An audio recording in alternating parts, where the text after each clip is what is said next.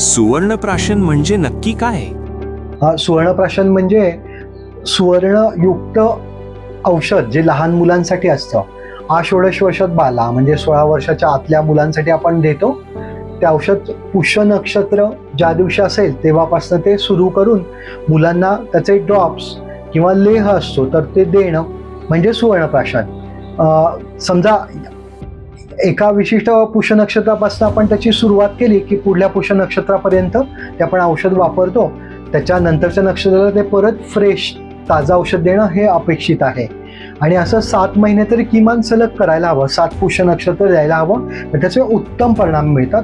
ते म्हणजे मुलांचं उत्तम व्याधिक्षमत्व वाढतं, कोणत्या आरोग्याच्या तक्रारी असतील तर त्या कमी होतात, पचन उत्तम होतं, बुद्धिस्मृती एकाग्रतेसाठी ते फायदेशीर आहे. आणि शिवाय हल्ली ज्या समस्या आहेत, रेडिएशन वाढलंय, झोप चांगली नसते, हायपर ॲक्टिव्हनेस आहे किंवा हायपो ॲक्टिव्ह आहे, या मुलांच्या ज्या आरोग्याच्या समस्या आहेत तर त्याला सुद्धा सुवर्णप्राशन हे श्रेष्ठ रसायन आहे, उत्तम टॉनिक आहे.